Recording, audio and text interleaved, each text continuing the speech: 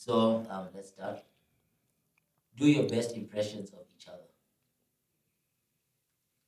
I'm a bogey. That's all I can say. And I think I'll do one for you. Yeah. Yes, yes, yes.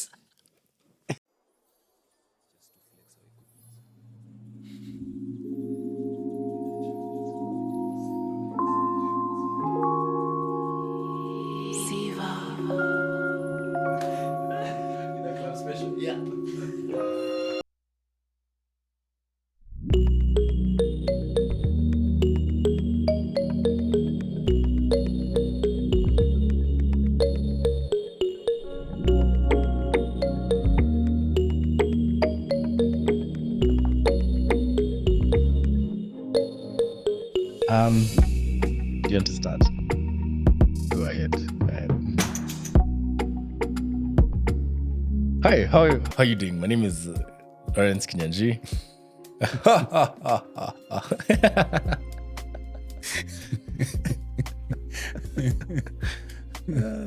And that's probably my best one. That's your best one. It's of your laugh. I think for you, it's what high energy.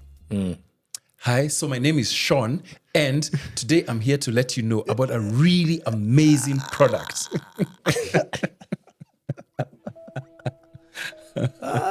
Not the annoying sales guy. No. Whatever you do with a lot of energy. You're in it, you're immersed. Yeah. I like that. You won me on that one. Yeah, I think I got you. Yeah, you got me there. So good. No, that's not me.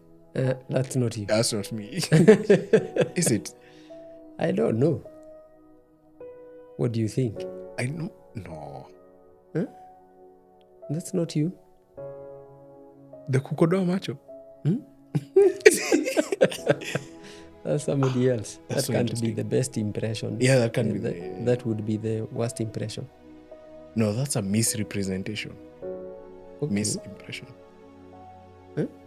Maybe. I don't know. Okay, maybe. So am I doing an impression of you, or Yeah, you're doing an an impression of me? No, both of Both of us. Yeah. Okay, fine. Let me see how I present myself. Okay. I know what you want to go for. You've taken photos many times. Ati dad is watching news and he's asleep. Oh my God. Well, there's that. Yes. No, but for me the funniest is when someone tells you something and you're shocked, and your face it all concentrates to the nose. You see, like you're doing now. It's just It comes all of it. It just together. comes all of it to the nose, and there's these lines that you have here Yes. that I've never been able to replicate. Yeah. Oh, you've been trying to replicate them. Don't worry. Maybe when I become a dad, they'll come. I don't know. I'm not very sure. But I thought they have been there for a long, long time. Yeah. For my case. Okay. Mine is this Wi-Fi signals that are up here. Okay. Okay, that's my impression. So, I'm a bogey. That's all. And I think I'll do one for you. Yeah. Yes, yes, yes. When I make pa. When you make birdie. When I make body, yeah. Go first. I can go first. What do I notice a lot about you is you're constantly like on your phone. You'll do something, whether it's to hit a golf drive, and then you're back on your phone. And you're quite intense about what you're communicating. And I'm asking, does this guy can he be present? Because he's always like somewhere else. That's who I see. And even when we sit at the table on your laptop, you're always typing something. So I'm asking him, what are you doing? Then you shout at me and say, why are you always asking what I'm doing? I am doing something serious. I'm saying, no, just wondering, why can't you just be present and just, So, your phone and your laptop typing away, no matter what the event is like. That's who I see. That's how I see you. I don't know. I think I write a lot and everything. Yeah. But I guess I'm always on my phone or something. I think there's just something to address, you get, or there's just something that needs attention. And for me, I think sometimes when I'm in the zone, I like to sort out things quickly. Like there's days, like there's some days I come and I don't even use my phone and everything. You'll even notice when you WhatsApp me, but then you also see how quick sometimes I reply to your WhatsApp, And this is the same argument I was even having with Kina Kobe the other day. And I'm like, bro, how the hell has someone sent you a message and you're replying 6 hours later? Yes. So I don't like that feeling, especially if it's someone who has asked you just a question for yes or no, So now it's your turn. What's To make an an impression? Yeah, something that I do. Now I'm trying to figure out, what do? You do many things. Okay. So which one do I pick? Maybe the one of precisely like that one. There is that one that you normally do with your eye, one eye up and one eye down. Oh. Yeah, that one, like there. that one of Mr. Bean. So I'm not very sure whether I'm able to replicate, because I don't think I've tried But it's many supposed to be a times. genetic thing. No, but I've tried many times. I've never succeeded. It must have been maybe from mom. No, but even her, 50-50. No, even her, she never could do it. She never could do, and raising the ear, No, that one she could do. That one. Yes, she so couldn't do. there we are, maybe 25%. Yes. You see, you've done it. Okay. All right. But I think for you is, I'm actually very bad at impressions, but I think for you it's just permanently when I'm driving. You'll be also trying to text, but you keep on looking up. So I don't even know if you've even written a word. I don't know if it's anxiety or what, but I'll drive. Then You're go. trying to kill us. Driving very fast. No, like, Yeah. I don't think you can write even a whole sentence without looking up when I'm driving. Yeah. Yeah. I guess I'm super anxious. Maybe I still see you as the young child. You hardly drive me a lot. So when you drive me, I'm still seeing you as the young guy rather than the proficient driver you have become. Yeah. And I was laughing the other day because when I was renewing my license, it was showing me that, 10 years or something. And I'm like, wow, that's a long time. It's true. It's true.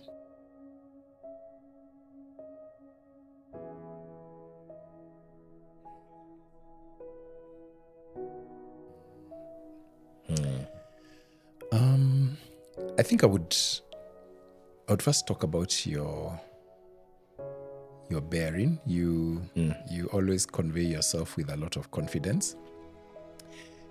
Sometimes I think it's misplaced. You're often confident in situations where you should not be, but so I'll probably describe somebody who is walking with confidence, who looks like he belongs, and very approachable. Yeah. I would say two things: different and disciplined. Because growing up, I think your lifestyle and how you conduct yourself is different from how your peers also conduct themselves.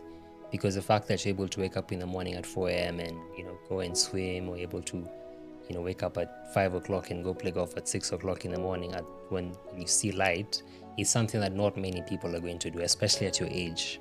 Because you're in your 60s, and the fact that you're still able to do that, you have the health and the determination to wake up every day and keep doing it, is something that I really admire. And another thing is your ability to withstand public opinion. You have a way that you don't allow other people's opinions to define you or even bring you down. So that's something I would say that I admire about you. This is the taller version of me. Okay. What does that mean? That the fellow looks like me. The skin color is more or less the same. Fair enough. And that I'm not very sure whether we talk almost the same, but I guess when he's my age, he'll talk like me.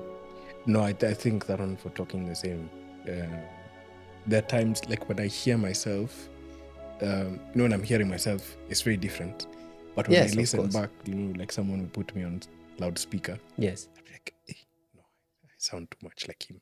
I need to twang. So it's starting to sound like home, sounding to start familiar. Yes. I go between Gabriel, Michael, and then you. And it's interesting, yeah. Okay. So So if this is how I sound when I'm older, then I should start becoming a voiceover artist. oh, Yeah. I should be able to do some voiceovers as well. Yeah. Okay, I didn't know that. It's just a That's bit a good of lesson. coaching that we Coaching can do. on how to use my voice better. Yeah. But mine is not bass, neither is it Tana. It's maybe they are in In between. between. Which I think I can attribute also to why my vocal range also fluctuates like that. Okay. Because even in choirs, I can, okay, it's a falsetto, it's a fake soprano, but I can still hit those high notes. But even when we're doing the bass, I can still do the bass. So it's interesting. Okay. I'd say God-fearing, loving, gentleman. And I think another thing is constantly there for people, even at your own demise, you know?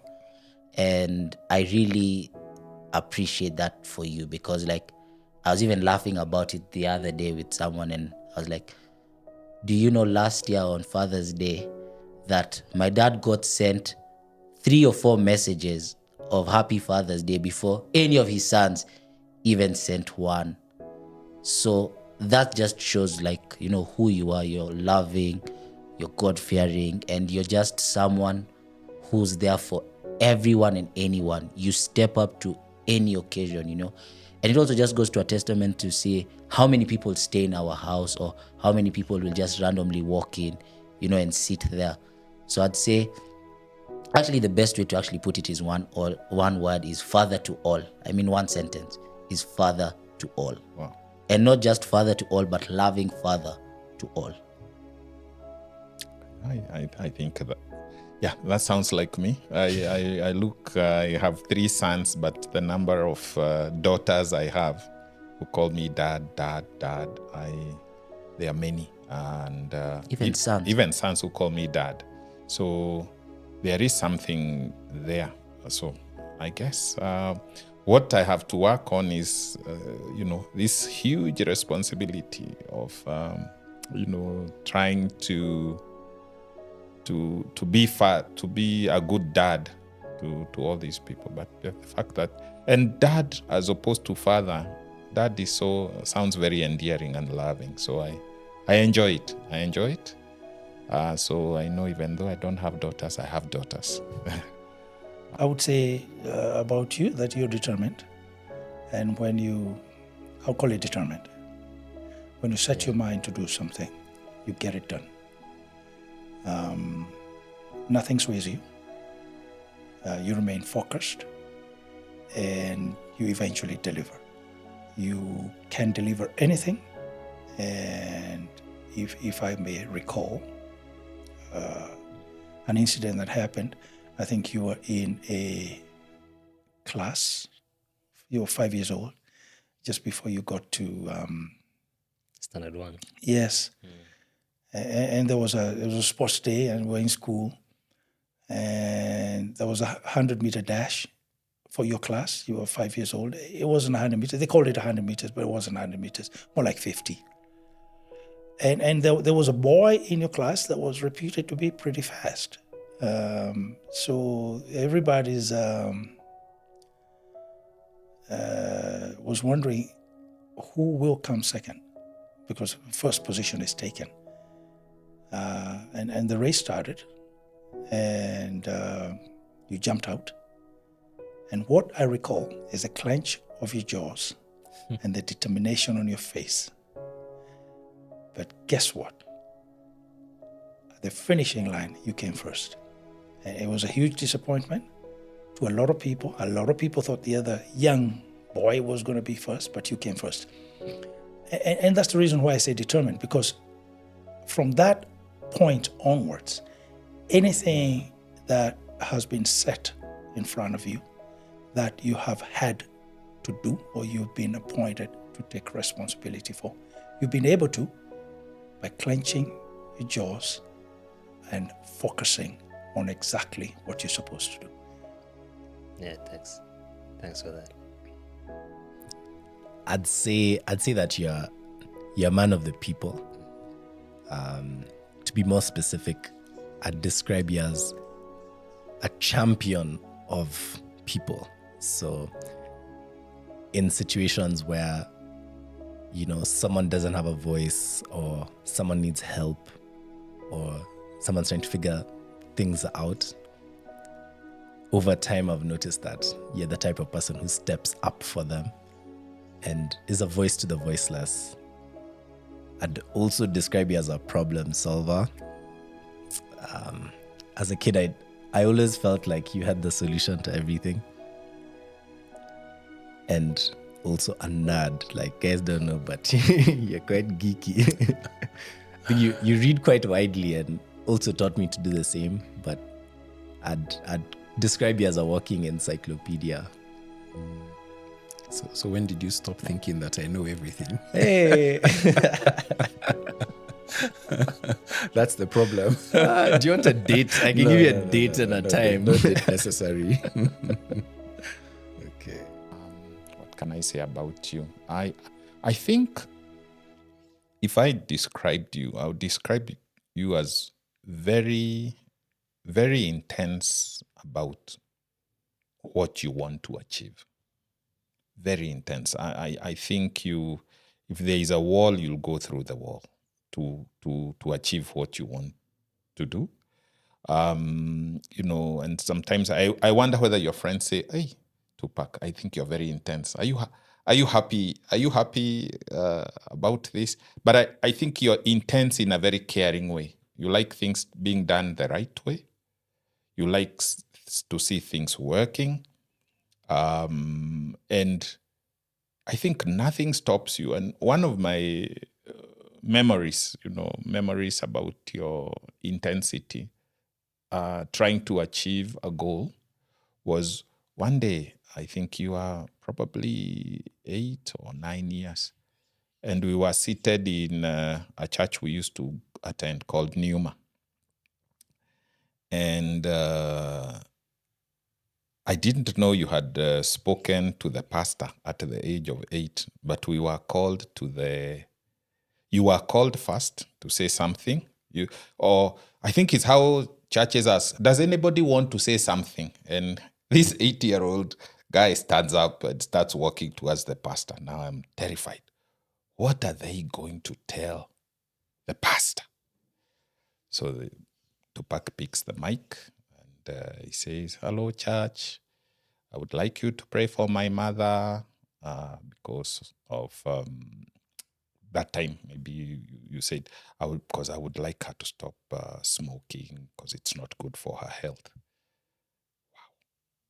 I didn't know whether to hide or to fall or to say something. We were called to the front. We were prayed for. So for me, I realized, I didn't know then. Now, when I look back is when I see your intensity in terms of trying to achieve your goals. Nothing stops you. Not your age, not fear, not... there seems to be no limits to what you can do correctly and with integrity to achieve a goal. So that's who I see you. I don't know whether I have got you. No, I think it makes sense. I've never seen that intensity part. Some people say it, and one person that constantly says it is Auntie Christine.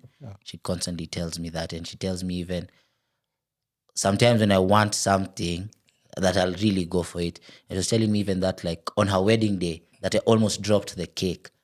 Because I saw the cake and I really wanted it and I wasn't ready. So I just ran to the cake, and it's a good thing. And I think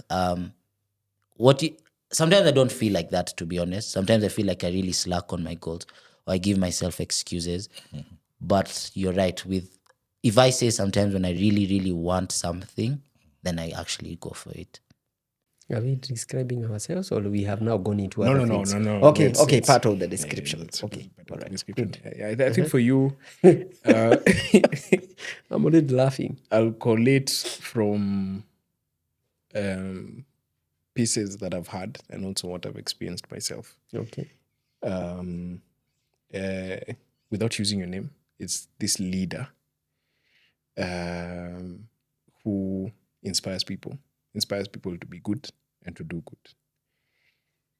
There's actually, I think, something that struck me, because I don't think I'd ever experienced that side of you, with your friend, the one for the hair products, the one who doesn't have hair, but does hair products. Yes. And he was saying one time you guys were having a conversation and you told him that in this life, ultimately, you're here to pass on to the next generation and eventually to go meet your maker.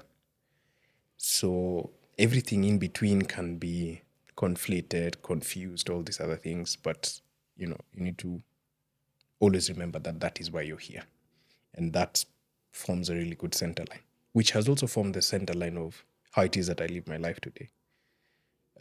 So I found that interesting because you had never told me that. I was like, he sounds like a hipster. This guy in the He house. tells other people things and he doesn't say anything to us. Yeah, he comes where your books, have you studied and Practice. practice? Oh Yeah, my do it God. over again and over again and over again. So Yes. it was interesting to hear from that perspective. And of course, even when we did our episode together on Yes. the podcast, a lot of the TikTok comments, there's people who are coming and they were saying, hey, this guy, he was my boss and he was always so good. And you can imagine you've not been in formal employment for a while and somebody, I'm imagining this was pre-COVID, still remembers the impact that you had. So when you say that I'm a mini version of you, it's big shoes to fill. So it's a bit of pressure there. I have a few CEOs who are my mentees, Yeah. even up to now. Yeah, see. Maybe I have said something else. No, but that I think is the best way to describe you, without using your name.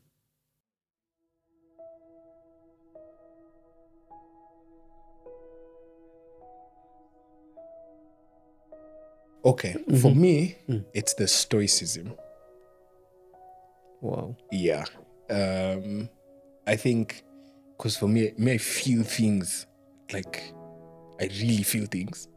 I guess also, you talked about 50-50. So there's yourself and there's mom. And mom used to feel things. So that bit about the Stoicism, because, recently Chelsea won the Conference League. And I was so excited because we've not won a trophy in a while. But then I figured, like, if I was in the house, you'll just be like, okay, fine, what's all about, Okay. yeah. So I feel like maybe in that aspect I was designed differently, and maybe I wish I understood it a bit better. But I guess you can't have everything. So. It's more or less the same thing that I had in mind, because then I was telling myself, I think I find you, I'm not very sure, I don't want to use the word, maybe very expressive or things like that. So, but basically, yes, that's what I find. So I'm like, okay, all right, I have to keep reminding myself that we are all different. So, and spend a bit of, time, maybe another disclosure I'm making here. Spend a bit of time trying to understand, this personality, this temperament. Because yes, for sure, I think I remain on one. The whole time, I don't find myself going into the continuums. The way you guys go to the continuums. So I keep telling myself, yes, it's something that I have to accept. I have to live with. Yeah. So I remember even the World Cup final, myself, we were losing our minds. We were so excited. And then there's just you there, just watching the game. They're almost reaping our shots. Yes. It's very interesting. Yes, that's true. I think those are two different. Yeah. Yes, I don't seem to go to the very end of that emotional expression at times. Okay. All right. Okay. Good. So more work there for both of us, I guess. Definitely. Okay. Yeah. Good. Well, for me, I would say it's the experiences you went through back in 1982.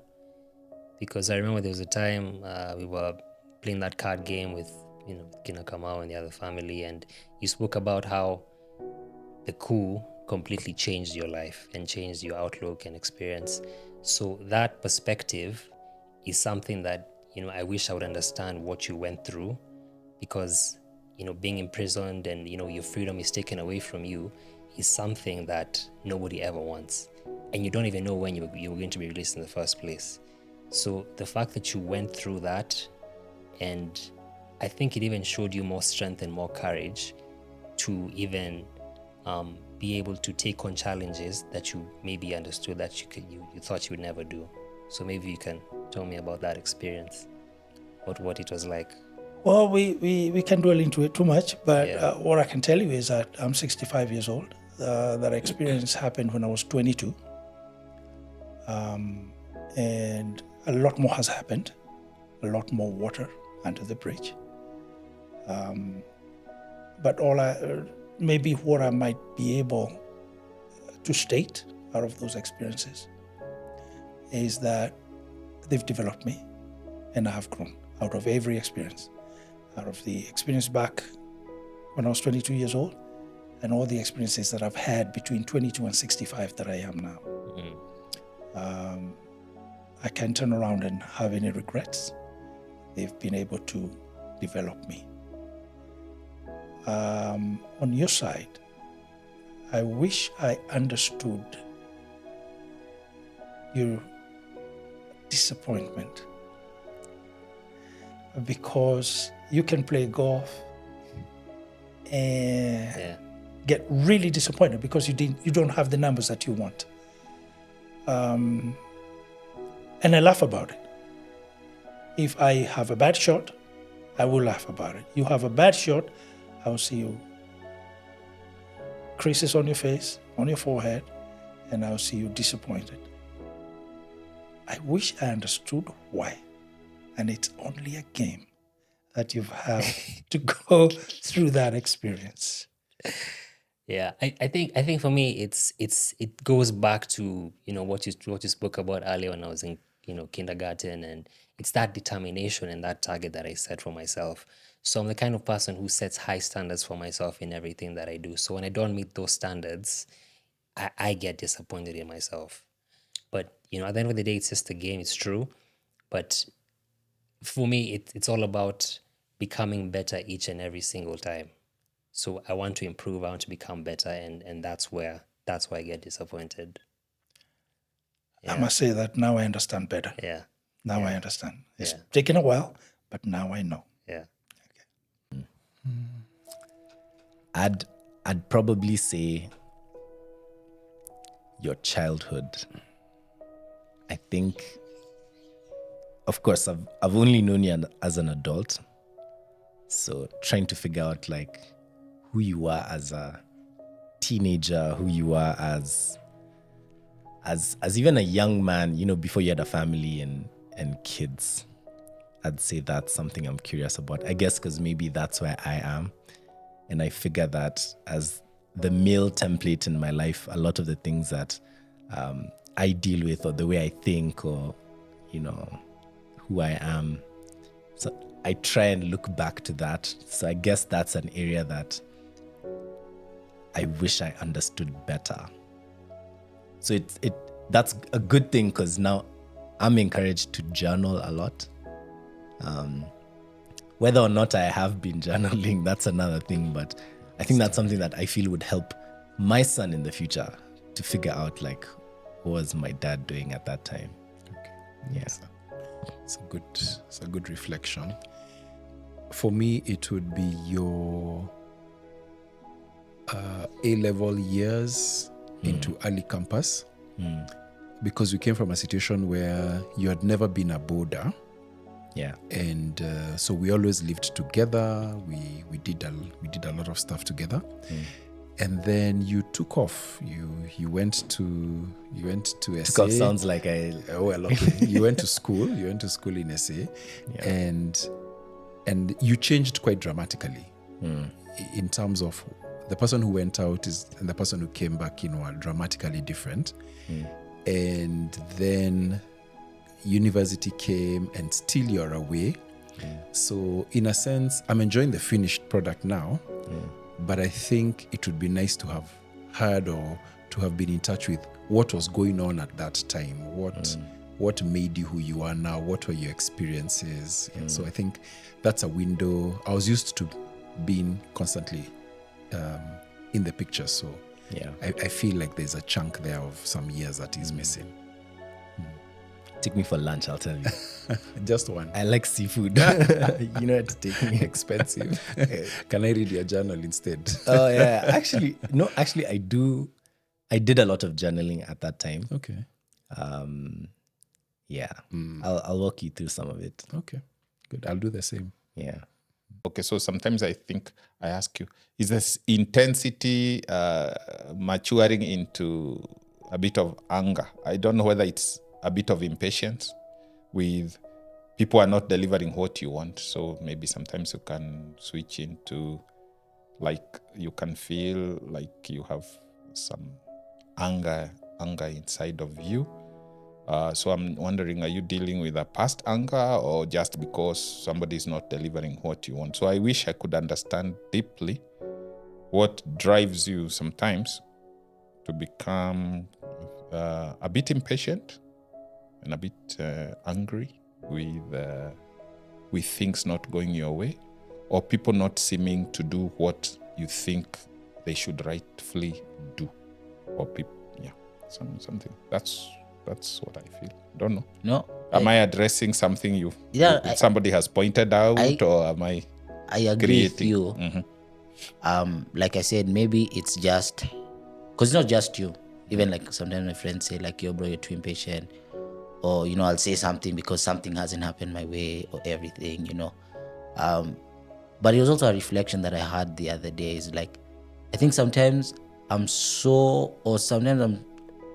given so much to people that sometimes even when I'm like, that was bare minimum, it makes me angry, or it makes me resentful, or it triggers some negative emotion in me.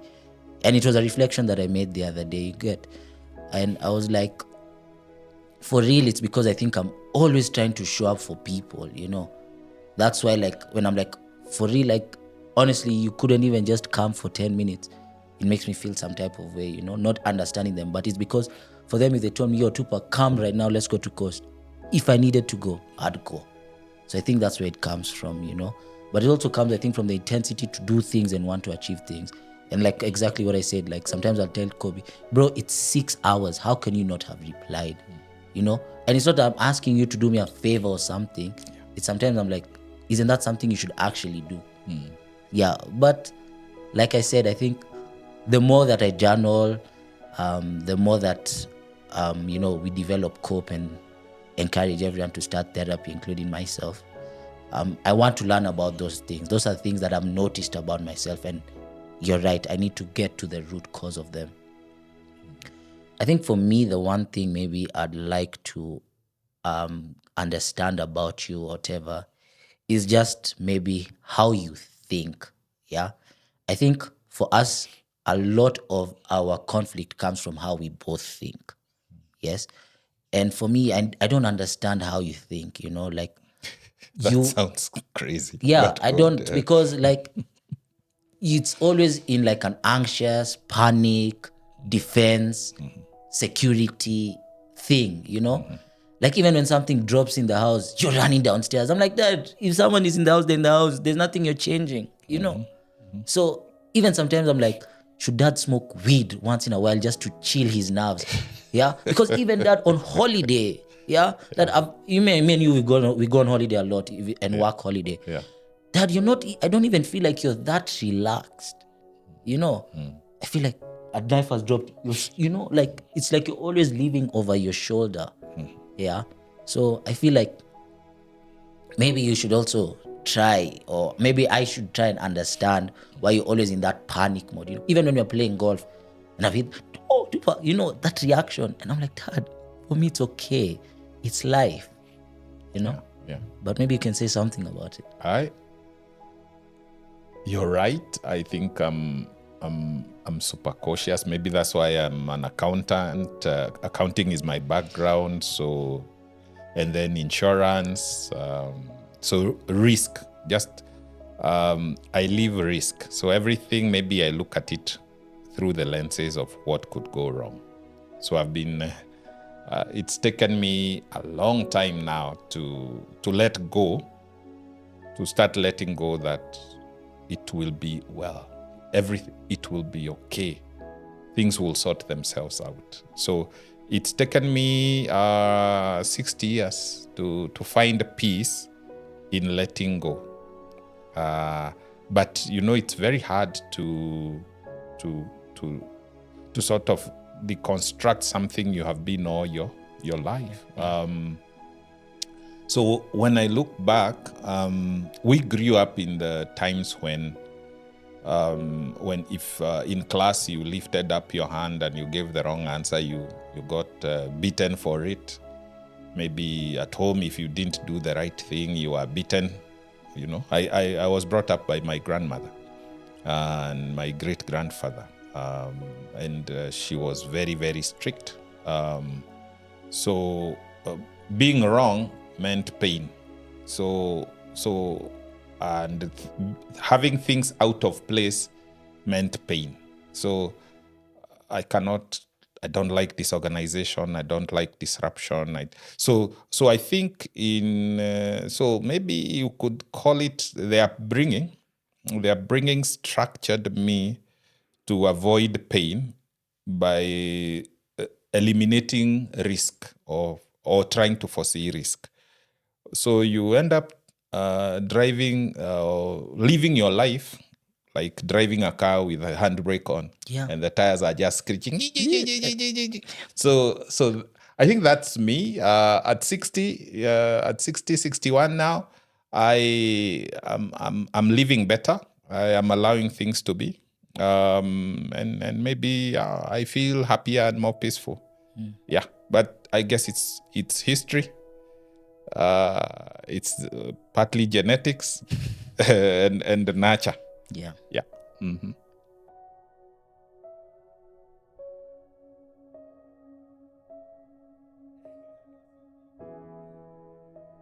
It's a good thing I answered the question first together. So now it's you to start. But for me, I guess it's nothing. Nothing. Yes.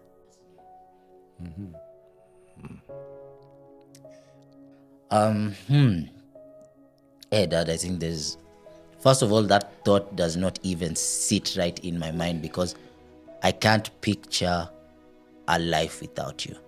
Yeah. Sorry, what's the question? I would make sure that you knew that you were loved unconditionally. That at no point in the time that I've spent with you, that you've disappointed me. What I know is that at times what we've been through, or what you've been through, might not, in its judgment, or in my judgment, reach my expectations. But the lesson that came out of it have been a lot more worthwhile than my being appreciative of what you've done. And regardless of what you've done, regardless of the differences that we might have, just know you're loved unconditionally. Thank you. I think I would really want you to know that you are enough. That as you are, as you stand as a man, you have everything that it takes to succeed. You have everything that it takes to be the greatest version of yourself. And that it's okay not to know all the answers. I find that today when I look back at the critical junctions in my life, I hesitated or I made wrong decisions because I didn't have what I thought was a complete picture or all the information. And then you look back and realize even the information that I had at that point was more than sufficient to make the decision. So many of the decisions worked out well, some didn't. But looking back, I realized that it's not that important to know everything. I think the most important thing is to have self-belief, have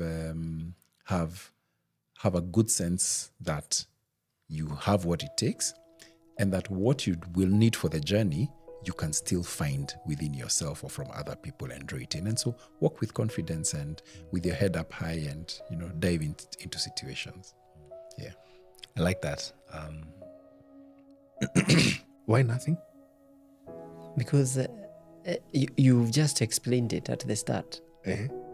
The purpose why we are here, we know it very clearly. Maybe you start.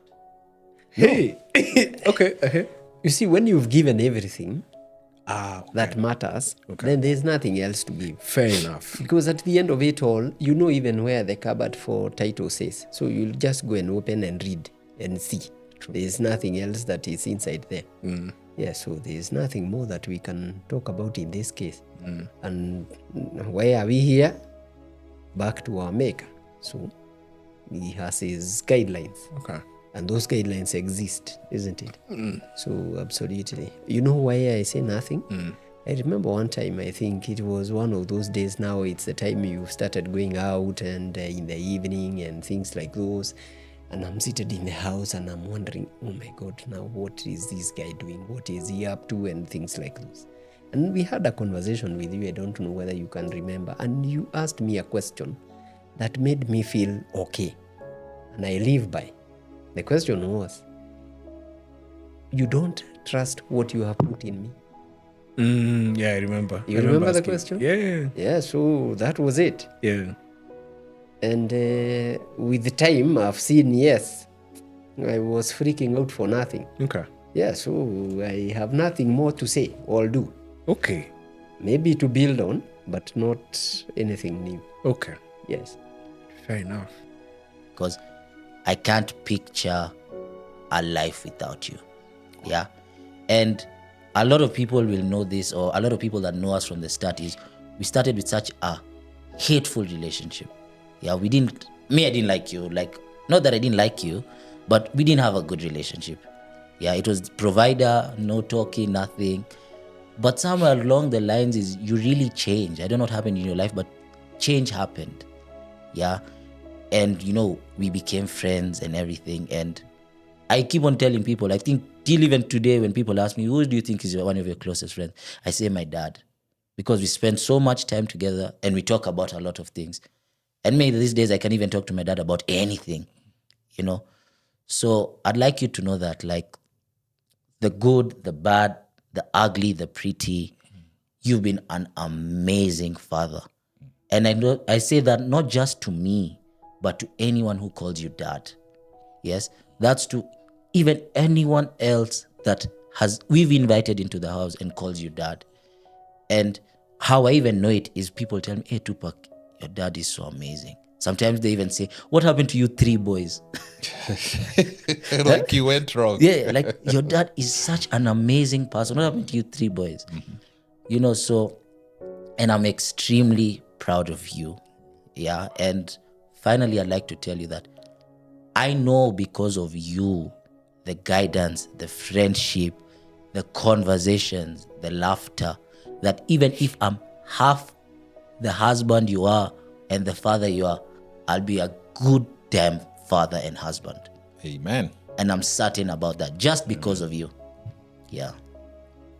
For me, I would say is the advice that you give me, the life advice that you give me, is important to me. In as much as sometimes when you tell it to me, I more or less might be stubborn about it, or I have a different opinion. When I sit down and I think about what you say and what you tell me, it's actually good life advice, because not many fathers would actually give that sort of advice to their children. And just like you said earlier, it's parents, I'm judged, or you're judged by how your children turn out. So if I turn out to be someone who, and the kind of advice you give me is to turn out to be someone who can be productive to society, someone who is beneficial to society, am I advancing humanity? Am I advancing society? And that's the kind of advice that you give me, and that's the most important thing. Number 2 is about being grateful. Sometimes I forget, sometimes when work is hard and work is difficult, I think about what you tell me, and you tell me to remain grateful. So despite me having difficult circumstances and not appreciating what I have right now, when you tell me to be grateful, I actually become even more content in the process and I become happy. So that's what I would say. Thank you. Yeah. Wow. Let me hear the long list. It's my turn now. No, I think for me, it's stoic. So let me do the continuum. Yes. I think I mentioned this before, or I've texted it to you, but I've never told you. No, have I? No, I don't think I have. In person. It's also something that doesn't happen very often. So, is that I love you. Yeah. I love you too. Okay. Yeah. But I thought you had said that to me. No, I but text anyway, it it's never once enough. in a while. Yeah, it's never enough. It's Yeah. never enough. Yeah. Mm. Okay. So that's one of the things. And then that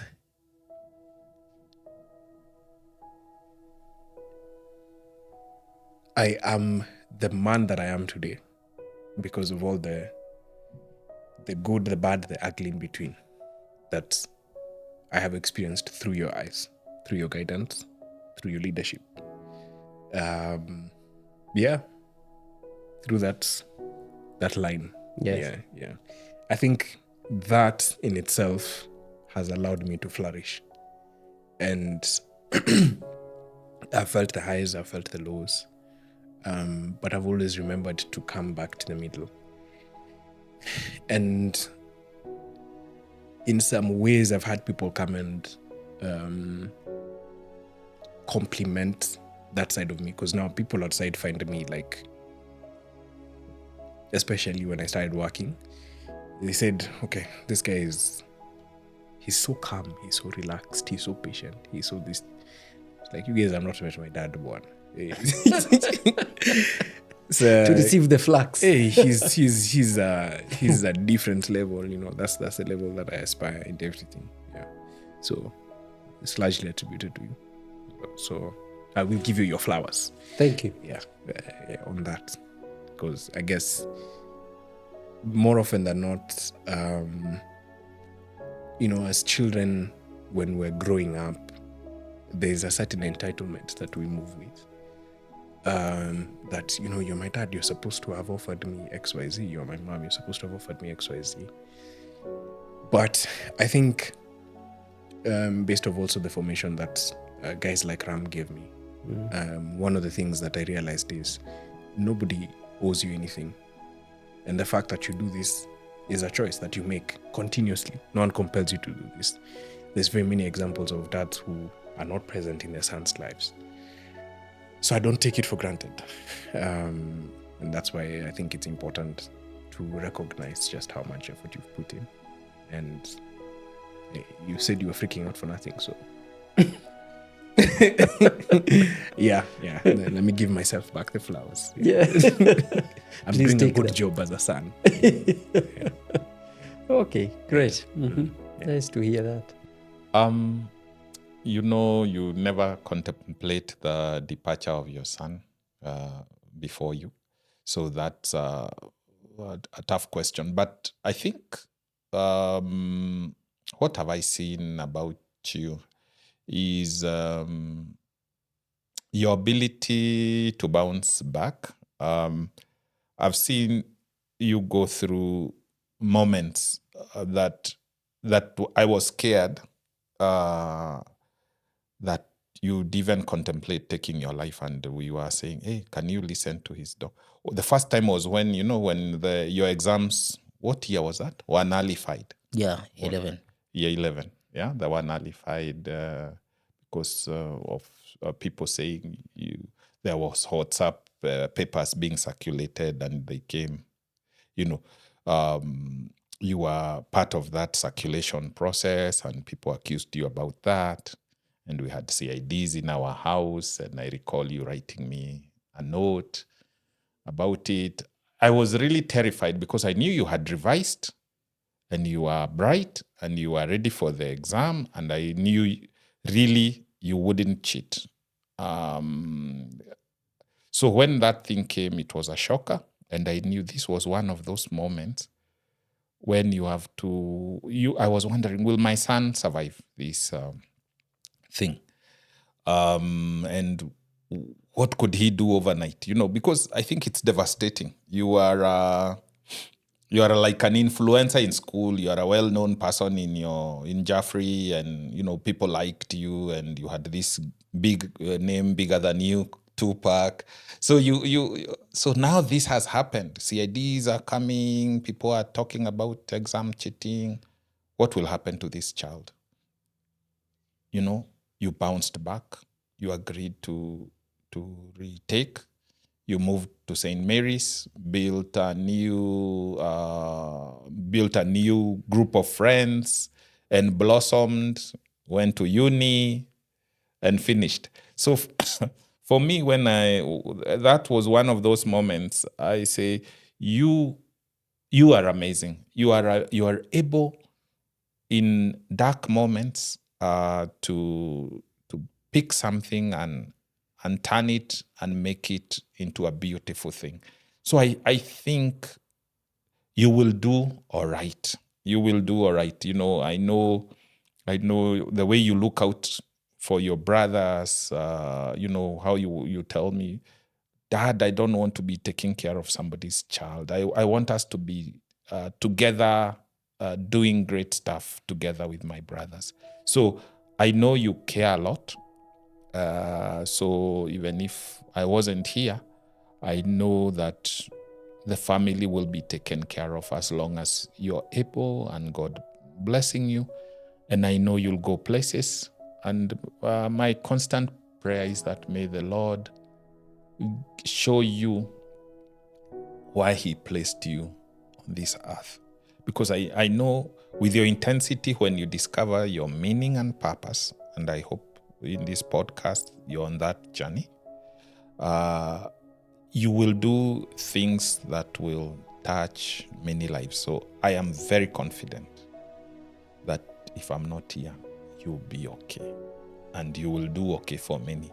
And I hope you will step in, and all these people who call me dad, and whether we girls or boys, you'll take them up and they'll be calling you brother, and their brother and brother and friend, and their children will probably call you dad again. So I know you'll keep the legacy burning of having an open home to many. Thanks.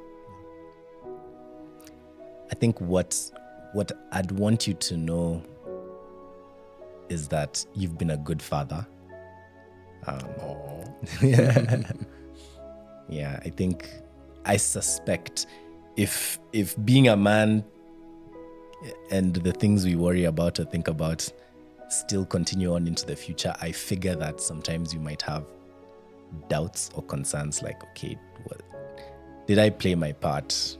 Did I do everything that I could have done? I think I'd want you to know that on this side of the equation, we feel like we have the best father ever. Okay. And thank you. Yeah, despite anything that you might think could have been better, I think things have worked out pretty well. And so I'd want you to know that we're very proud of you as a dad, and grateful that you are our dad. We didn't get to choose. It wasn't a democratic process. It wasn't, yeah. But at the end of the day, couldn't have picked a better choice. So that's what I'd want you to know. Okay.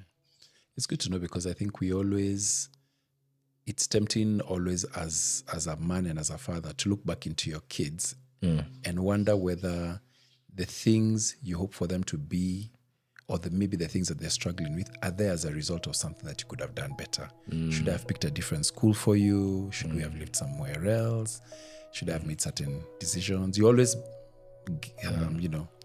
guessing. You always back guessing yourself. So yeah, that's good to know.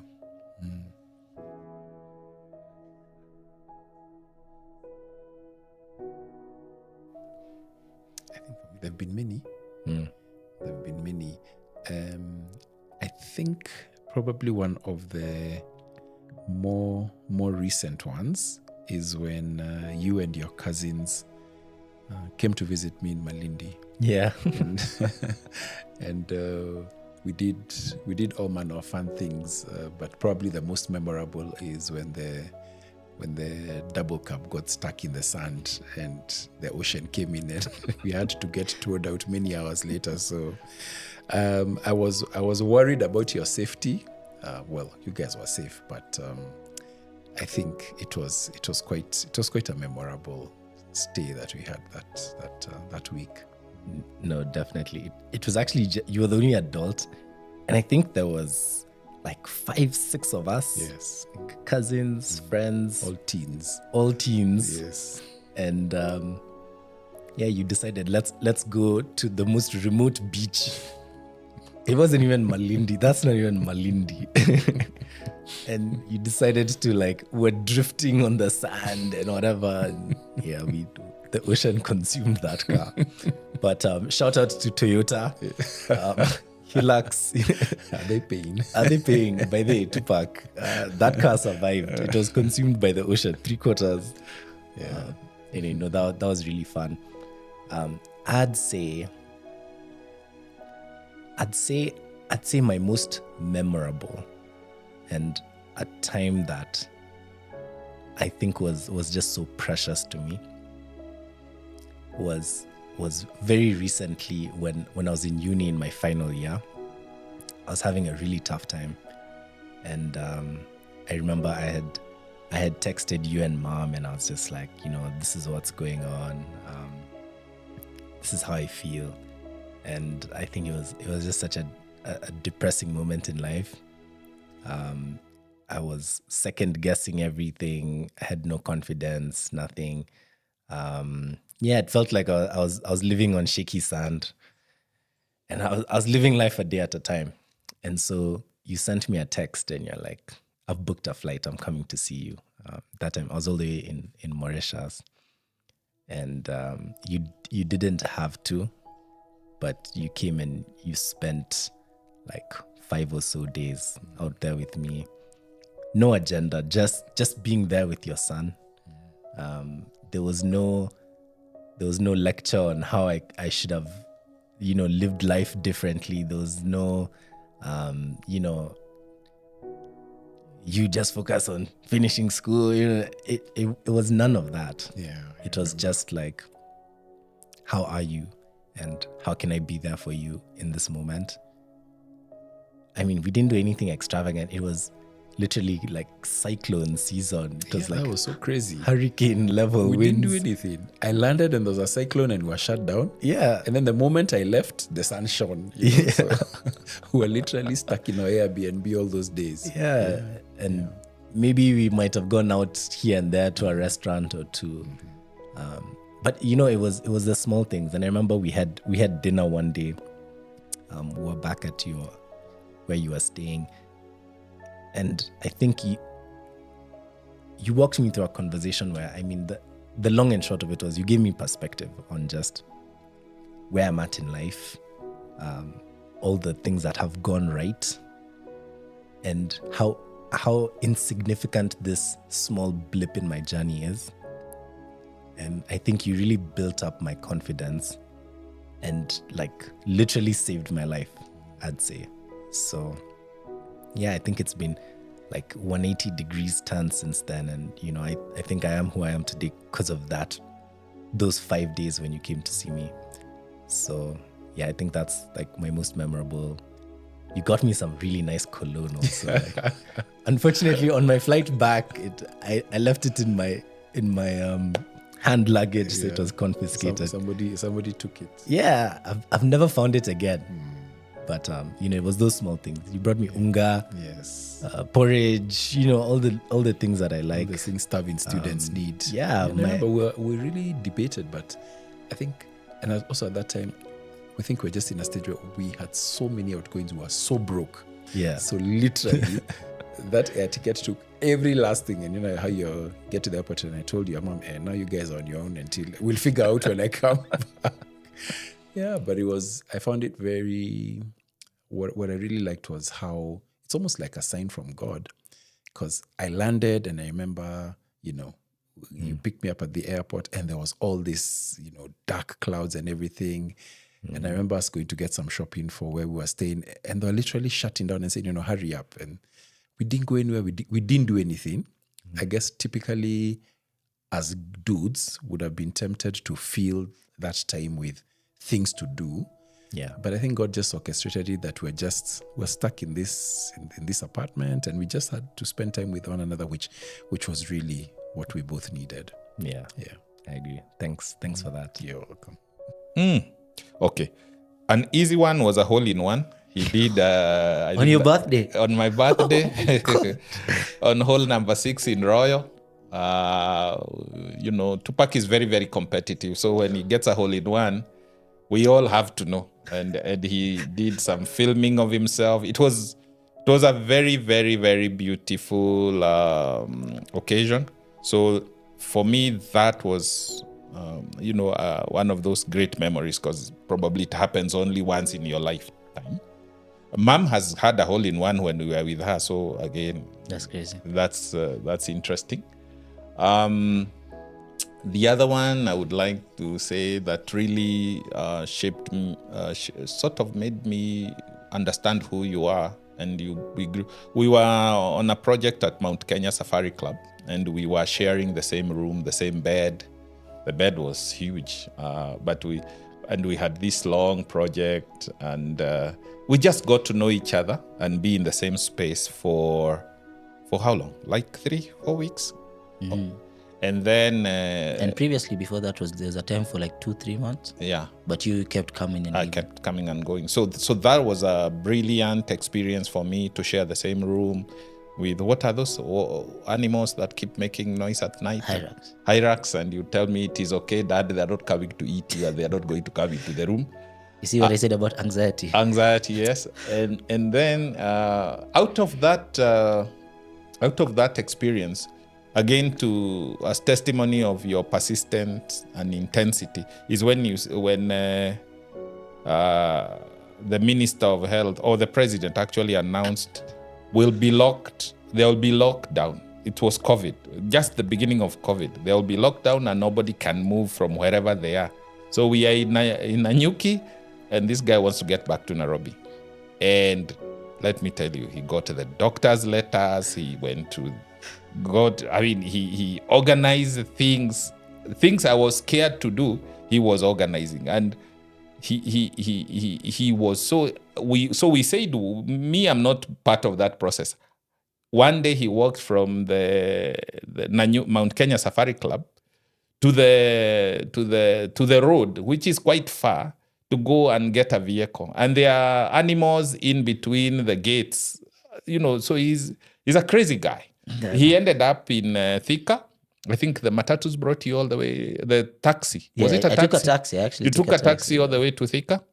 Then I don't know how you negotiated, and then crossed over. The next time I'm being told Tupac is home. Yeah. So I said, wow. So for me, that was, again, a demonstration of a guy who loves to do whatever. So it was a extremely good memory to know this guy can do stuff.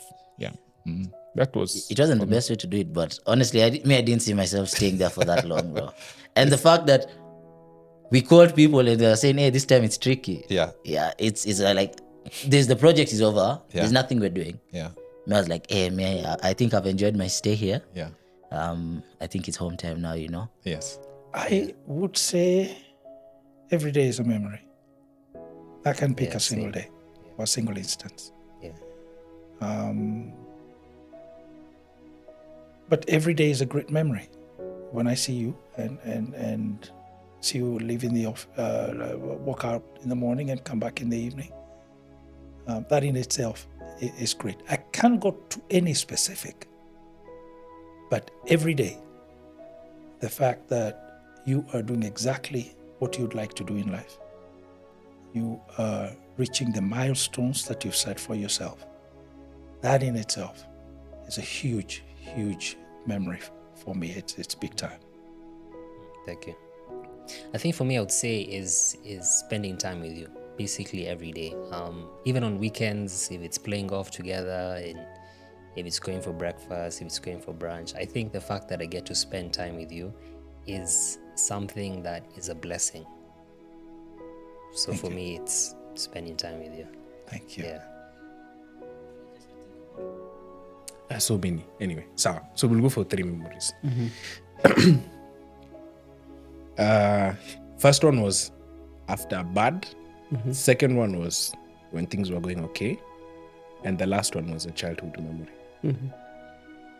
So I think the first one was this is in 2008. There was an episode I had received a very good African discipline from him. Because in my continuum, I had picked on the wrong side. And, you know, of course, in that moment, as a child, you're like, you know, how can you do this? How can you do this to me? And stuff like that. And then the following day, you know, typically how the African parents, most stories that we hear is you're bribed your way back into the ecosystem of love, you know, and uone ka itakutoshea type of situation. But for me, it was an affirmation of love that you gave me that has stuck with me. I've never forgotten, because we were on this road that connects just after Mudangari police station, and you were taking me to school. Yeah, that Kabarabara. I think it's where Mudiaori stays. Yeah. And I remember you said that you really don't want to do that again because you've equipped me with the skills. You know, you've tried to give me a good life.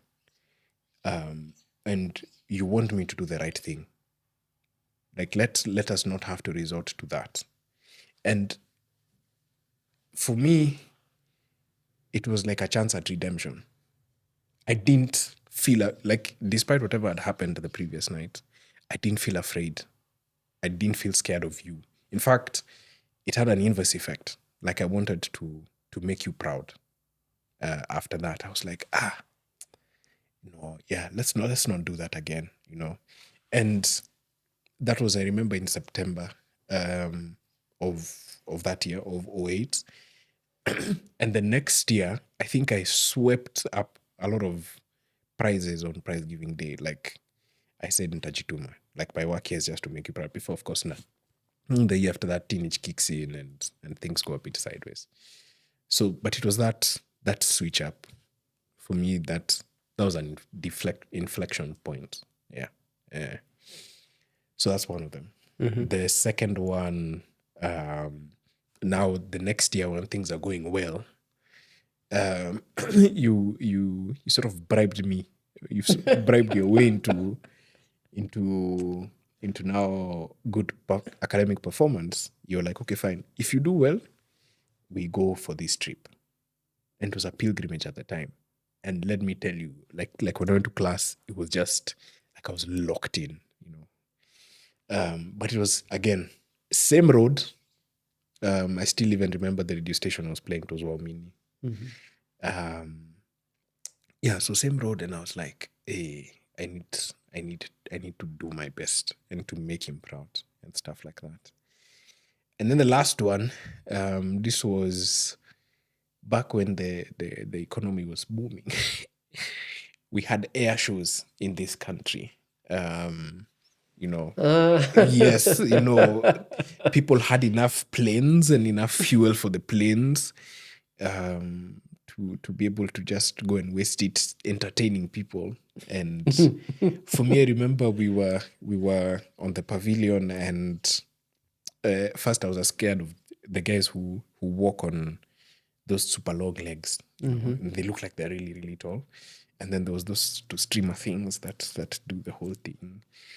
This was Kenya, by the way, in case anybody is wondering at this point in time. And The event was at Wilson Airport. Yeah, it was at Wilson Airport, Yes, exactly. it was. You know, and there was this pilot who kept on flying over us, and there was water, so we kept on being splashed with water. So it was a really fun experience. Like when we went and did those outdoor activities, Matahat and all those, yeah, they were core memories. But I think it's just the everyday things that we do, and like, we spend a lot of time together. Even the arguing sometimes is fire to me, I like it. But yeah, the Mount Kenya one is definitely the one, and I keep on laughing with my friends. Is like, I think we got so close during that trip that it reached a point for you were even coming in when I'm shouting and you're like, are you serious? I'm like, Dad, are you serious? You're like, can you finish shouting? We go for work. And I'm like, Dad, oh my God, where has this guy gone? But it just shows like the level of friendship, we built during that trip, yeah, but also I think, no, actually that I think, yeah, that's definitely my best memory. Those Mount Kenya trips, staying there. And I think a lot of people also don't know this, but you remember, I think during maybe the first Mount Kenya trip we ever did, you remember that's when I really used to sit on my laptop and type the podcast episodes. You remember that's the time I was even telling you, Dad, I want to write a book. Yeah. Then I wrote, I think, like 22 episodes. And every time after work, I just sit there on the laptop and I think that was the first one. But then now we've gone for like 5-6 more after that. And I think every time we go to Mount Kenya, it's like it brings us closer. And there's some discovery that you go through and I go through. So other than just spending time, just that eye-opening thing is usually nice to me. No pressure, no pressure. For me, they are not very many. But maybe just a personal thing that you probably may not even be aware of. This was that I had a craving for holding my son when they will be able to walk and go to the barber shop. And Is it? Yes, inside me. And we discussed it a lot, many times with Mom. Yeah. And it was very interesting because Barbershop. when the day happened, Yeah. then I remember holding you and we walked to the barber shop. You remember those places that we used to stay? It was, Kamutini. Kamutini, exactly. Yes, we went to Kamutini for a haircut and walked back home.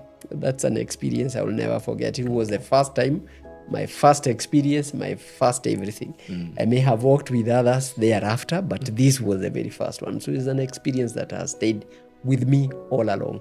But anyway, you've been the first in many things. I did not know how to even now. I remember the graduation at the university. Then I'm like, okay, fine. So now how do you deal with a graduate in the house? Every time it's just a learning lesson. So I think the greatest experiences that I will remember is that the very first times that we have had occasions that puts me now into another level. Okay. Even sitting and waiting to be a grandfather, of my own. I'm already a grandfather for others, but True. now my own lineage. When you look at it, then it's a first experience, and it's always. So right now, I don't know whether I want to disclose what I'm craving for, but maybe another walk. So be loud. Okay. But our generation anyway, we like was- keeping hair, so maybe you'll go to the. It could be a different Could be a direction salon. altogether. It could be.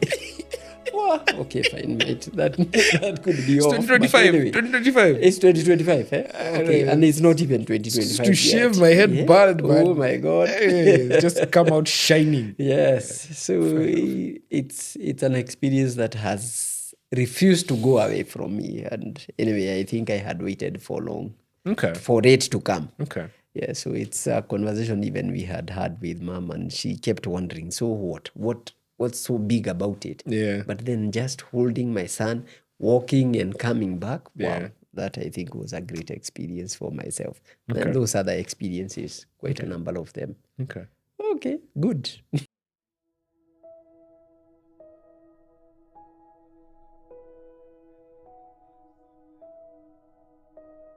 I think for me, it goes back to high school when I was in IB and I was having this presentation in front of a group of people, my classmates that I was being graded on. And you actually came with Mom and to actually watch me give my presentation about I can't remember what it was about, but it has something to do with philosophy. It was a while back. So I think the fact that you're able to create time for me, even with your busy schedule, even with the fact that, you know, finding time is an issue, you can always squeeze time to come and spend time with me or do and support me or give me that moral support when there's something I'm passionate about, you know, that I'm doing. So there's that. There's, you know, the fact that even with golf, you encourage me to keep getting better, to keep improving. So the fact that you keep encouraging me is something that I really appreciate. Well, as for me, maybe it's not loved, but maybe appreciated. Yes. From primary school through secondary to IB to college, I must say that I have noticed that you take my advice seriously, and that every piece of advice, you've taken it on board, and you've been able to build yourself based on that. Now, I wouldn't say loved, I would say appreciated, or maybe you've taken my advice, or you've taken my, whatever that comes out of me, could be a gift, could be a piece of advice, you've taken it gratefully. And that has gone on from day one. There's nothing that I can turn around and say that there has been a moment that I have not noticed a tone or a piece of appreciation from you. I think it's an everyday event for feeling loved and everything else. But there are many times, especially now after the passing of mom, that you have affirmed me a couple of times without, maybe I don't think that you have, I guess it's just the normal way of doing things. So there is this day, I don't know whether you guys had planned or whatever it is, and then you went around and then you came and wow. You know, as much as I don't go to the continuums, events like those ones tend to push me towards that direction. You feel the heart warm. Yes, when I find you guys now coming with a story and I'm not sure how to respond. I remember that day you were mortified, to say the least. It was the day for the t-shirt, the day we came with the t-shirt. Yes, the day of the t-shirt. You still can remember it. I still remember it. Yes, the day of the t-shirt. The t-shirt now, unfortunately, I cannot wear it. So I folded it nicely. It's there in the wardrobe. So I look at it at times and then return it. You know, it's such an experience at the end of it all. So I think it is one of the greatest times. Okay. Just to be sure that, yes, these guys, they don't look like they appreciate anything, but wow, kumbe they see things. Kumbe they appreciate. Yeah. So it's been quite an experience. Fair enough. Okay. Good. I would say, I'm not sure. I don't think it's just one moment, which says a lot about KJ. But you've always been very thoughtful, and I know, like, my love language is gifts, and I know one of the things that you're very consistent with is remembering my birthday. I remember there's a birthday when we went for a picnic somewhere in Tigoni, and it's never about the value of the gift. I don't know, I think your parents don't give you a very big allowance. So, but I think I've always found that they are thoughtful and you go out of your way to make the day memorable. You're present. I always say you're present. So even when you're away, so I think I find that you go out of your way for the people in your life, and I've been a recipient of that. So thank you. Most welcome. Time I felt loved. Again, I feel like you very consistently show love. I'd say when I love sharing good news with you. I always feel like you're a champion in my corner. So, not to say that you only show me love when I'm doing well, but I think you do a great job of celebrating even the small things. I think by nature, I'm one of those people who, after a win, I'm very quick to move on to the next thing. I'm like, okay, been there, done that. What's next? What's next? Yeah. But I think consistently, you've always brought me back to celebrate those small moments, big or small.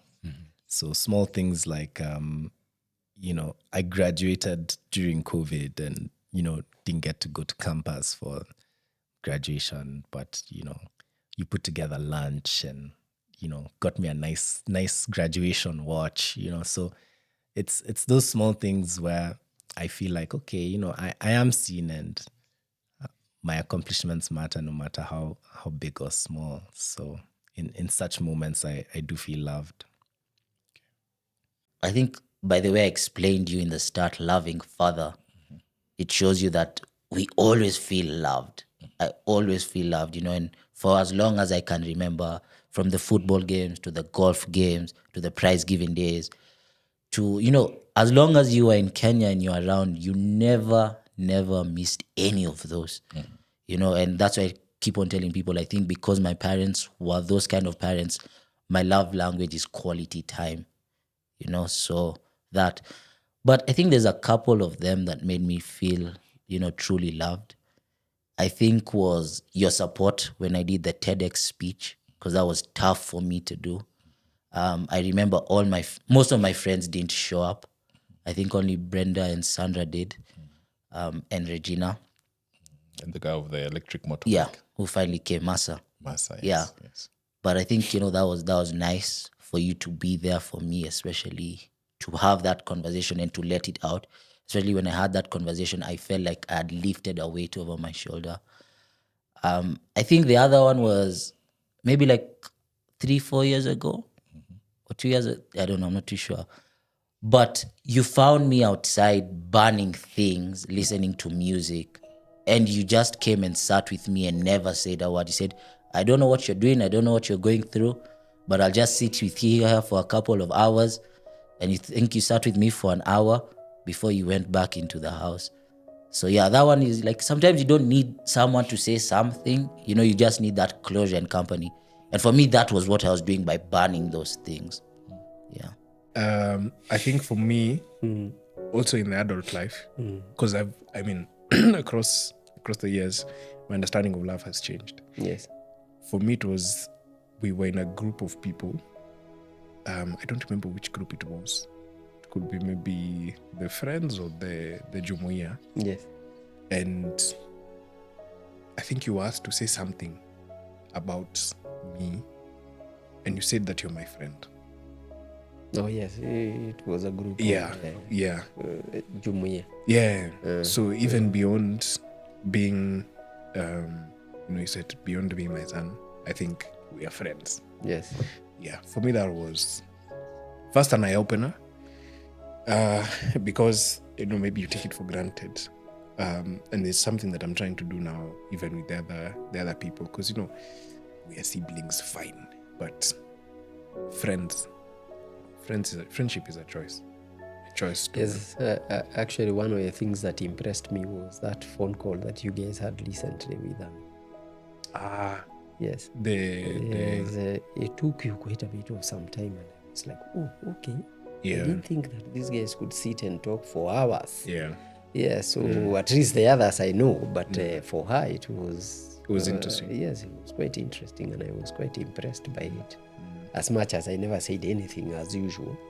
But it was quite impressive to find, yes, there is that kind of friendship that exists. Because at the end of it all, yes, there's blood relations, but friendships, I think, are beyond at times. They help even keep the family sane. That's true. Yes, they help. That's true. And of course, over the years, I think these are friendship that has existed. There are many instances, by the time I'm getting there, I'm telling myself, I think yes, there's a bit of some friendship that has happened. And that brings me another experience that I forgot. Besides the first walk, then these are the walks, that the Sunday afternoon walks. Yes. Yes, the Yes. Sunday yes. afternoon walks Sunday also. afternoon walks.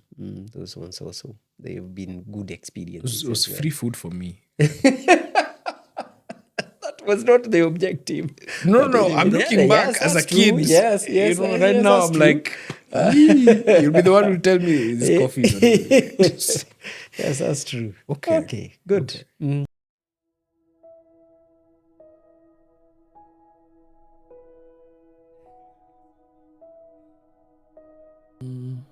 Yeah, I think we enjoyed. My father was present in our home, although he left us when he was pretty young, about 25, 26 years ago. I feel that generation of fathers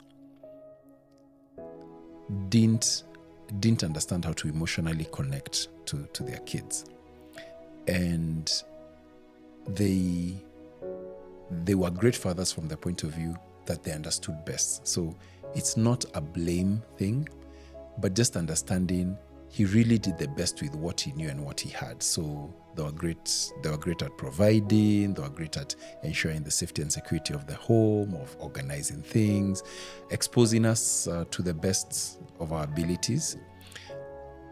However, the emotional connection lacked, again, because they grew up in homes where those things were not present. So if there's a thing that gave me trepidation about having a male child, was actually whether or not I'll be able to connect with you at that level. Mom said you were scared. Yes, I was scared. I was scared. I mean, I think when your elder sister came first, I had sisters at home, so bringing up a girl for me was going to be a breeze. Yeah. Hey, but now bringing up a dude, I was like, geez, will I be able to connect with him? And even as boy children and girl children are very different, so it was something I was concerned about. But I really tried to be emotionally present and real, so not just physically, but also connect. So I think that is something that I've tried to be intentional about. Yeah, that's easy. My father didn't have too much time for us, but I understand. There were 6 of us, and he had to spend time trying to get resources so that we could live a life of our choice. But my mother played a key role in bringing us up. My father walked into a room and looked around and did whatever needed to be done, and he left. We kept our respectable distance from him.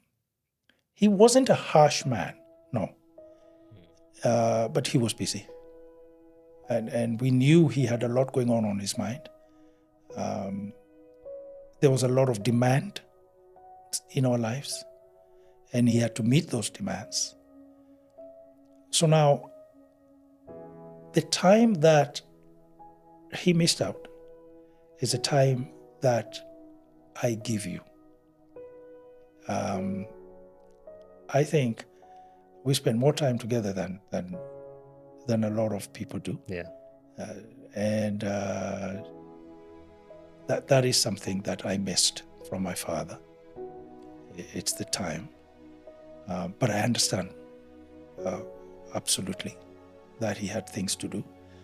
And we were partly brought up by a community where his role was lacking, the community would step in. So it wasn't truly an absent father, because the community also played a role in bringing us up. But the time that I missed out with him, I would love to share with you. Yeah, of course. Okay, 2 things. I come from a family of a single mom, so I always try and figure out what would a dad do because I didn't have like a dad who was present from day one. So I try a lot and try and sacrifice a lot to be the father I think my father should have been. Okay, so yes, I had uncles, I had grandfather, I had a great grandfather, but I think the missing, the lack of a father, especially biological and present father. I don't know whether it has made me a better father, but what it has made me maybe is a very present father, an empathetic father, an over-controlling father. Sometimes I think I'm so empathetic and over-controlling and so scared of losing the kids that maybe I'm not a disciplinarian enough. You get, because maybe I didn't have like a benchmark of what discipline from a dad looks like, or what that would look like, what being a present, hugging father. So I have just defined my fatherhood based on a bit of modeling, a bit of what I think a father should be, and how I made peace with the lack of a father was to say, you know what, there is a father who is ever present, and that's God. So when I embraced faith, the vacuum I felt of a father was filled by God. He was always there. It was just me to recognize him. So I'm now using him as the role model of being a loving, caring, providing, protecting father. I'm using his model as it's written, as I learn it, as it's preached, to be a better, a good father to my children. Oh, okay. Emotionally, that is the question. That should have been my impression. Yes, I think so. Yeah. Oh, yes, that should have been. Yes, that should have been. Yeah. Yes, that should have been. Okay. But, okay, when we look at emotion and what I would have given you, I think you've already acquired it by, I don't know whether by default. Because I also find my dad, I find myself too expressive when I compare myself with my dad. So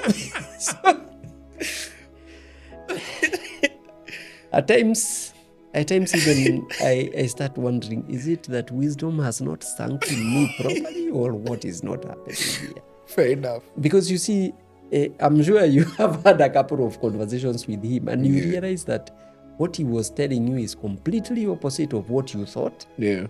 And even at times you look at him and you wonder, this man, if he was cut by anything, would he even feel pain?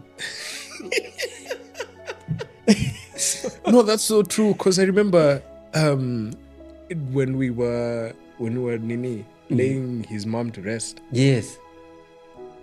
I mean, okay, fine. He's almost 80, but no expression of emotion whatsoever. Yes. No sadness, nothing. It was just. And okay, age couldn't actually be the thing, because I suspect that the reason as to why even the mother passed on was as a result of, remember, he had been hit by a motorbike. So he had come for treatment. Then the mother was like, not another child of mine dying while I'm still alive. And I think that is what really depressed her. And so one afternoon, actually, she just after had taken her lunch, she slept never to wake up. So she was also quite expressive, by the way. A couple of times there, many times we would go up country, and then she would start quarreling him. You repeat what you are telling me. My dad has come, because of course I'm named after her. After my dad has come. And one or two times I remember her even shedding tears that I did not go for with bread. Oh, wow.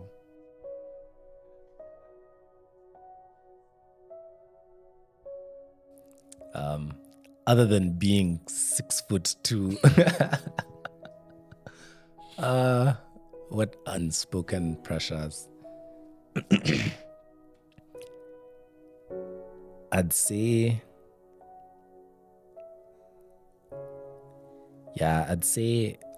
again, back to that description of, my dad is a champion of the people.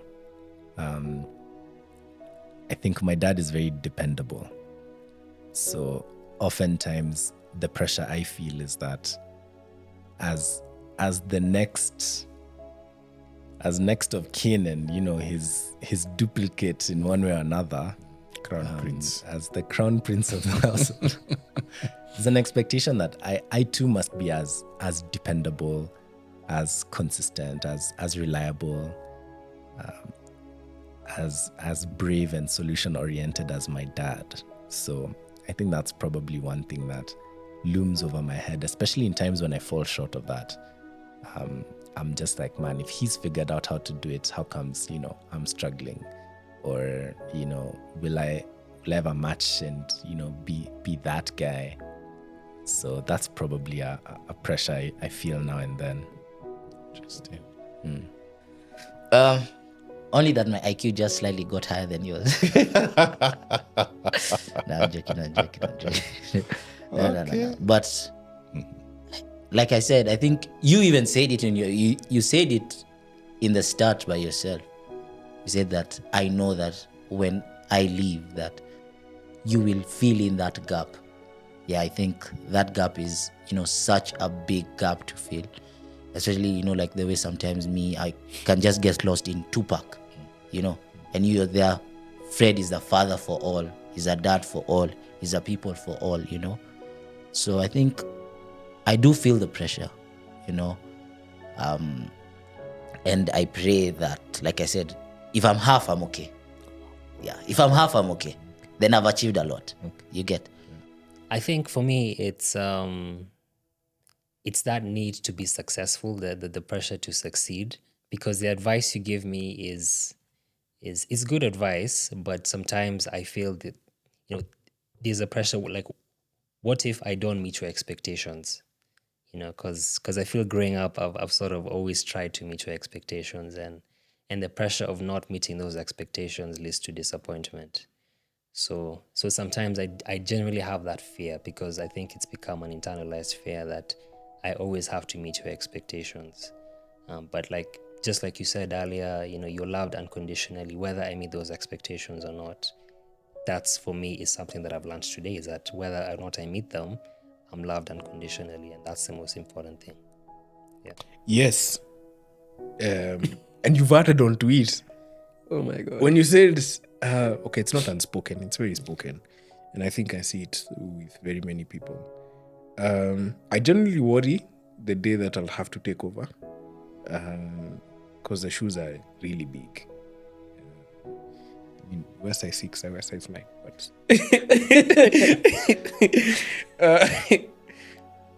metaphorically, the shoes are very big to feel. Mm-hmm. I understand I have autonomy over my own journey, but you see, it's still a very big legacy to carry forward. And I think about that. That's one thing I appreciate about you, by the way. When things were going well, that period when they were going well, that's one of the ideas that you put in my head. You're telling me the reason why the Asian community is so grand, and they're so far ahead, is because there's this thing of legacy that has been instilled. You can look back maybe 5-10 generations and you can tell this person did this person did that, and it creates a sense of strong identity, and it's carried down. So, and it's passed on, first child. So I'm like, yeah. So I felt that pressure since maybe like I was class 6.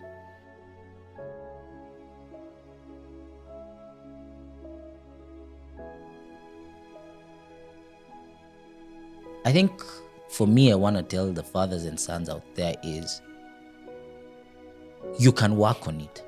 Yes, our relationship was not good at all. It was provider, don't ask dad this, ask mom this, You're just there. But look at where we are today, Like, I call you my friend. Like, if someone told me count your friends, I may have put my dad there on that list. Yeah, because I'm not just looking at you as dad, I'm looking at you as a friend. And that's what I can tell people is like, it could have been shaky in the past. You can't do anything about the past, but from today onwards, you can work to something. And then I'd also say is be equally invested in your child's life. I think that's one thing about you that has made you close to all of us, and even to the other people who call you dad, is because you're equally invested in those people's lives. Sometimes even talk to people about things, I'm like, how does dad even know this? You know, but maybe it's because you've done your interest, and what also makes you interesting is because you're interested in other people. For me, I think it's just the issue Communication. engagement and communication. Yeah. Yes.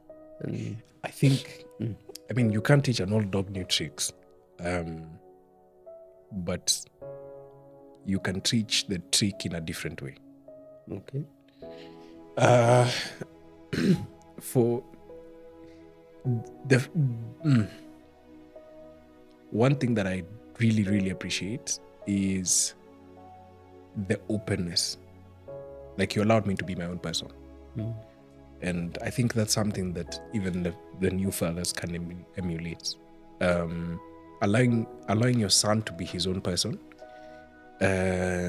gives him autonomy over their decisions. And it's made it easier for me to come and tell you, hey, this is what's happening. This is, Time. Yeah, time. For sure. Making time. Must make time. And I remember years ago we were in a parents' meeting in your secondary school, and there was a father there who kept on talking about breathing the spirit of a man into your son. Breathing the spirit of a man into your son. It is very important. Because I am of the opinion, and I come across them, that a lot of difficulties and people having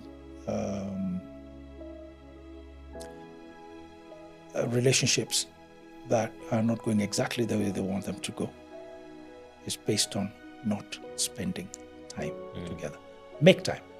And the best time to make time, if you think, is over a meal. True. Yeah. Decide that, hey, I'm going to have a meal every day with my son. One meal. It's either going to be breakfast, or it's going to be lunch, or it's going to be dinner. Because that's the time when you're seated together. That's when the son can open up. The boy can open up on what his experiences were during the day. Because if a boy is going through challenges and doesn't look at the father as somebody who is able to assist in addressing those challenges, that's a huge disappointment, because where else will he face? The community is too busy. And the mother, most probably working mother, she's busy as well. So spend time together.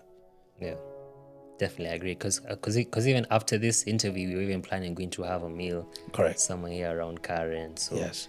yeah, I think it's important for sons to make time with their fathers, because I mean, without time, you actually can't even get to know them, because in as much as you live in the same house, you have different roles and responsibilities. It's important to make time, because without time, you really can't bond or form a relationship. So time is a key Correct. to that. Yeah, And it's important to start building that time early. early, definitely. Because I remember someone telling me, if you don't hug your kids when they're young, when they get old, they won't let you hug them. Now, you and I can hug anytime, because we've been hugging since you were young. But if you try and hug a 17-year-old boy and you never hugged him when he was young, he's going to find it very strange. So start time with your children early and build up on that time. Yes. I think my dad did a good job of, for the younger fathers, like, play with your kids, I think I always found my dad as an approachable. I always found you very approachable in a fun sense. I always found you fun. until my tastes of fun like were just they were going beyond your capabilities. And now it's like this guy, he doesn't want to take me like quad biking and I don't know, paintballing, jet skiing, you know. So it reached a point where now I was like on the edge. But I think you've done a really great job at keeping up, taking interest in my interests as well. I remember there were times, you know, I had a gamer phase and I'd always want you to play games with me. That one, we also reached your capacity. Which I sucked at. Totally. Yeah, but I think in sharing in my sense of adventure, I was able to find that you were relatable. And I think you also did a lot of letting me try and explore the world and guiding me. So I never felt like you were some sort of gatekeeper of all the great things in life. Sometimes fathers can be like that, like, I just need to get around this guy, and then I can, you know, actually live my life. But I think you've been there and ushered me into different stages pretty well, and therefore I was able to come to you with challenges. I was able to come to you with even opportunities for fun, and you know that created a space for us to bond. So I think in your openness to usher me into different seasons, if I was ever trying to do something new or get into something or figure something out, my first instinct therefore was, you know, to come to you. So I think that's something that other dads could keep in mind. Okay. I would say, I think my advice to fathers of sons is to realize that you build up relevance over time. And I found I was blessed in the sense that in the early days of my career, I had roles where I had flexibility, and I was able to drop you in school, pick you up in school. Yes. Come for your sports days, take you to the doctors. Yeah. And I think I found that bonding happened in those moments, or at least when I remember significant conversations or milestones, they happened not in the targeted time when I said let's go to Diamond Plaza and have bajias, but it's in the mundane thing. So I think what I would want to encourage fathers, especially in this day and age when gadget use is so heavy, come home, switch off your phone or keep it far from you, shut down your laptop, spend intentional time with your children, because that's actually where the growth happens. That's where the magic happens. It's in the day-to-day, the mundane. The big things are fun, but really when I look back at moments where I cherished being a father, it was in the small moments, you know, in a hospital, you know, on the drive, on a road trip. So I find that those are the things which for me, I really, really enjoyed over and beyond the big. Yeah. Good job. Thank you, sir. Let's keep it up. Yeah. We're not done yet. I give you like a 8.5, 9. At least I'm not on PIP. You're not. All right. We'll keep at it. Awesome. Great. Thank you. Thank you so much also for being very intentional. Thank you. Thank you. Took too long. No.